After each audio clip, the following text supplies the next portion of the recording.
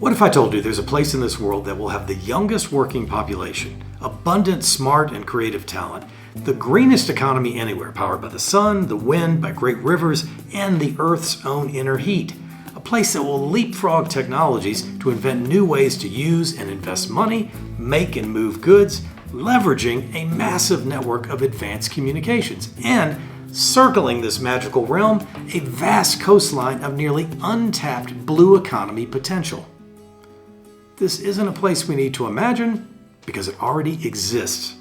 In the 21st century, Africa is the dynamic continent that will lead this planet in exciting and daring new directions. Caribou, welcome. In Swahili, you have discovered Afrology, where we unlearn Africa, the misconceptions, the stereotypes, so you can wisely invest your time, talent, and money in this continent of the future. Now today we're going to talk about 5 trends that are driving this transformation on the continent. I used to be an international politics editor in Washington, and from time to time would deal with stories coming Africa across my desk. But today, I'm living and working on the continent. I've been doing that for more than a dozen years as a strategist, as a traveler, and as a writer. And I want to share with you what I've learned and what I'm still learning to help lift this fog of the unknown that seems to hang over all things Africa. Okay, trend number 1, and probably the most important to be aware of because it is really starting to gain traction, and that's the population boom across Africa. If you went back to the independence era about 6 decades ago, Africa in its entirety had less than 300 million people as a population. Today, 5 times bigger, 1.5 billion people. Just take one country, for example, Tanzania in East Africa on the Indian Ocean south of Kenya. It's where Mount Kilimanjaro, Africa's tallest peak, is situated. In 1995, so just 30 years ago, the country had a total population of 30 million people. Today, it's more than double that, around 67, 68 million people. And the demographers for the United Nations are forecasting that in 30 years from now, mid-century, Tanzania is going to have a population approaching 140 million people, making it one of the most populous countries in the entire world. That's just one country. We're seeing similar population surges in Ethiopia, in Nigeria, and in the Democratic Republic of Congo. So Africa's population is on a surge that will add about 1 billion more people by the middle of the century. Now, why is the population growing so fast? Well, part of the reason is improved health outcomes, frankly. Particularly in early life. The survivability of kids beyond the age of 5 has incredibly increased across so many countries. And then improvements in nutrition, improvements in food supply means that kids have a better chance of getting a really strong start into adolescence and eventually adulthood. So that's made a big improvement. The other thing is that all this, the improvement in healthcare, having more primary health care, having it deeper out into rural areas, more doctors, more nurses, more immunizations, more data so you can understand what's going on in public health, all of this has added up to longevity for people. And so people are living much longer in most countries in Africa. Now, there was a huge shock to the continent at the turn of the century, 25 years ago, and that was the spread of AIDS. It was spreading virtually unchecked through many countries in Eastern and Southern Africa. The World Health Organization got involved, and eventually the United States got involved with a massive investment known as PEPFAR, and working in partnership with the health ministries of many countries, began to turn the tide on this epidemic. It has taken a long time and an enormous amount of money, tens and tens of billions of dollars, to push back against the threat of AIDS. But today, millions of people in Africa are able to basically live with the disease through antiretroviral drugs that have become much cheaper. Now, that was basically saving a generation. More than 20 million lives were saved through that investment. It prevented the collapse, frankly, of a lot of economies and helped to keep the workforces moving in many countries, which kept economic growth churning. And that was a game changer for Africa. So you might ask, what are the implications of this population boom? Well, it means Africa is going to have this very young working population, which is going to be paying taxes and in theory is going to help improve public services of all kinds on the continent. It also has implications for where the world invests in manufacturing, where the world is going to invest in consumer markets, because obviously you're going to have a very young population that's going to be eager to buy more goods and services and integrate more with the global economy. And that's why you're seeing enormous international investment starting to move into Africa in anticipation of this boom, which is going to play out over the next 2 to 3 decades. Okay, trend number 2. Have you ever seen one of those nighttime satellite images from space of the world, where you see these splotches of light in the big cities? You can kind of pick out where like Los Angeles is, or where London or Paris is, or some of the big cities of Asia, Tokyo and so forth. But you'll notice there's this one blank spot on the map, and it's massive, and that's Africa. There's a reason for that. About 600 million people in Africa have no access to electricity. That's about 40% of the population. So Africa is in dire need of a lot more connection to the grid, a lot more energy, and a lot more ways to actually plug things in. Now, if you're living in the United States or Europe, you don't even think about flipping on a switch and getting light, or turning on your television or the cooker or the oven in your kitchen. It just seems to be an always-on situation. That's not the case for millions upon millions of people in Africa. Now, this is changing. That's one of the exciting things. There are countries in Africa, Kenya is one, Senegal is another, that are increasingly moving toward 100% electrification, which is really going to change their societies profoundly. It already is. It means that kids can read into the evening if they're studying. It means that women can start businesses in rural areas because they're now connected to the internet and they're connected to the power grid. It can mean a host of things for industries that can suddenly have reliable power so that they can actually manufacture on an ongoing basis. So it's going to have big implications as this begins to spread in other countries. Now, the other piece of it is that a lot of the electricity generated in Africa is green. It is generated from solar, from wind. It's generated from hydropower. And in the case of Kenya, about half of the electricity is generated from geothermal, because of the magma that comes up close to the surface in the Rift Valley that runs through Kenya. So they can drill down and capture that heat, that steam, and then generate electricity. It's very exciting how the countries are becoming very green and very almost entirely powered by renewable energy. Ethiopia is one where it is very much a major power producer for hydropower. Both the most biggest dam in Africa on the Nile River, as well as the tallest dam, the Gibe 3 Dam on the Omo River in southern Ethiopia, generate enormous amounts of power. They also share that power with Kenya. Kenya shares back power coming out of its geothermal fields.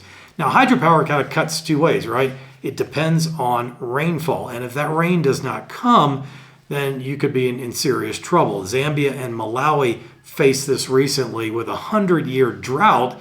And the Zambezi River, which they depend on, at least Zambia and Zimbabwe depend on a reservoir there, a dam, the Kariba Dam, that lake, that reservoir dropped so much that the power production out of that dam was down to like almost nothing. And that meant enormously long power cuts throughout Zambia. I actually experienced that when I was traveling there recently. So hydropower, you can't be totally dependent on it with shifting rainfall patterns that we're seeing with climate change. You've got to supplement that. And indeed, solar is coming in to actually do that prominently in a lot of different countries. So electricity, it is important. It is starting to find its way into more and more places in rural areas. And as it does, you're going to see Africa, their economic opportunities really open up in some really exciting ways.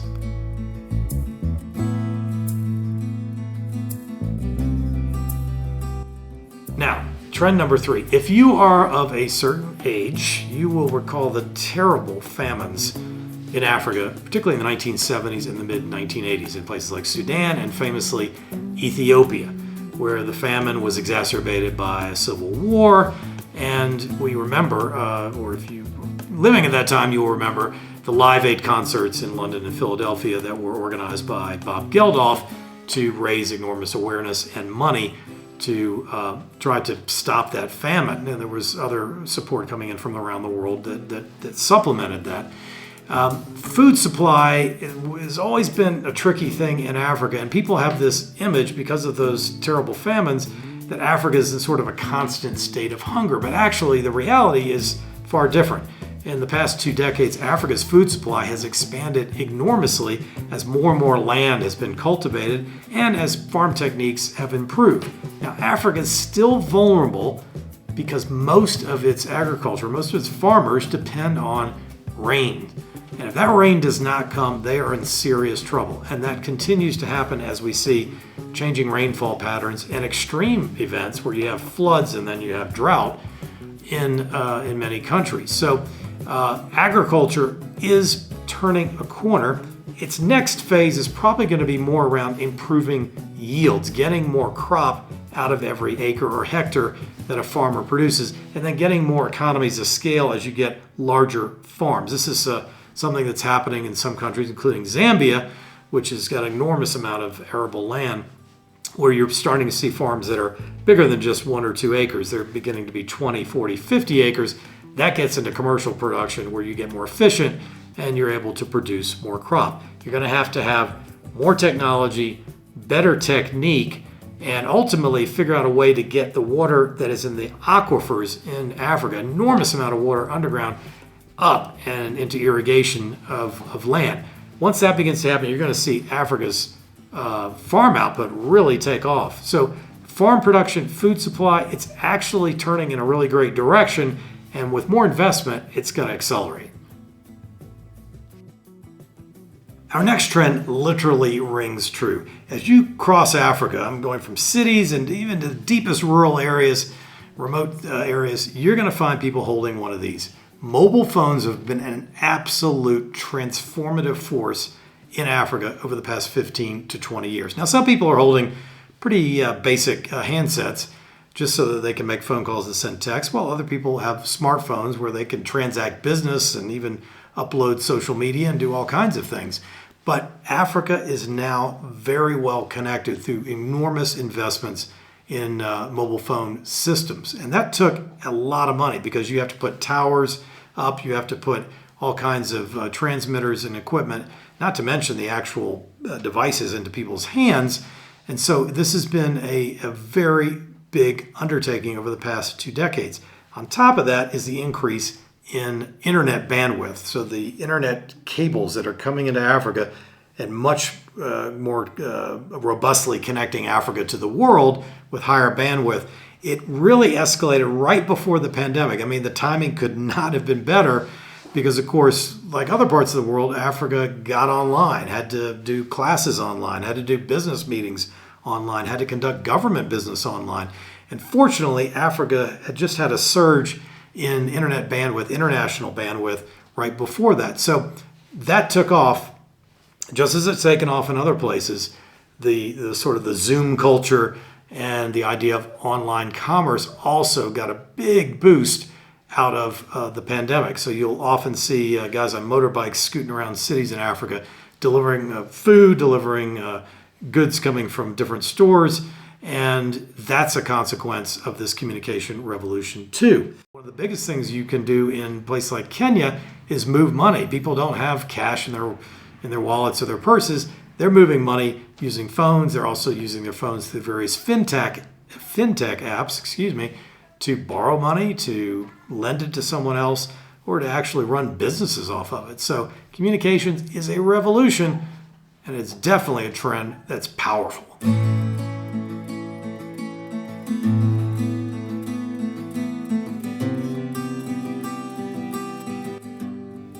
And now we come to trend number 5. Is your image of Africa the proverbial 10,000 villages with people out in rural areas with their animals and their small farms? Well, that exists. It definitely exists. It's a very powerful source of pride to people and to emotional connection to their families and to their ancestors. But today, Africa is rapidly urbanizing. The cities are growing enormously, and not just the big cities people think about, but also these second-tier cities, which are all over the place. I mean, literally all over the place. And as the big cities grow and the smaller cities grow, they're kind of linking together into some very major urban corridors that are emerging across the continent. And there's 2 or 3 I can think of right off the bat. So, for example, Nairobi in Kenya is kind of merging over with Kisumu, which is a smaller city on Lake Victoria, and then that is kind of merging over into Uganda toward Kampala, and this is creating, or eventually will create, kind of one continuous urbanized area. Another is Johannesburg and sort of the areas around that in South Africa. And importantly, the biggest country, the most populous country in Africa, which is Nigeria, and the city of Lagos, that area stretched all across the coastline there in West Africa is just getting larger and larger and larger as more people move in there and become city dwellers. So urbanization is a powerful force, a powerful trend. It obviously makes delivery of services more efficient. It means you can address a population, a consumer population, more efficiently because people are kind of living together. They'll see the advertising, they'll see the shops. There's more of everything that comes together in a city. Of course, there are also challenges. There's traffic, there's pollution, there's lack of green space, and all of these things are challenging urban planners in Africa just as they are around the world. But urbanization carries with it some tremendous advantages and opportunities. And pay attention, because this is going to get much bigger. So that's my snapshot briefing for you on these 5 trends that are absolutely driving transformation in Africa. Pay attention to those. And if you'd like to dig deeper, check out the links below. Drop a comment. Tell me what you thought of this little briefing. As we move along on nephrology, we're going to unpack these trends and many others, and I hope that it's going to help you to create, to invest, maybe even live in Africa. Join us as we move along, as we unlearn Africa.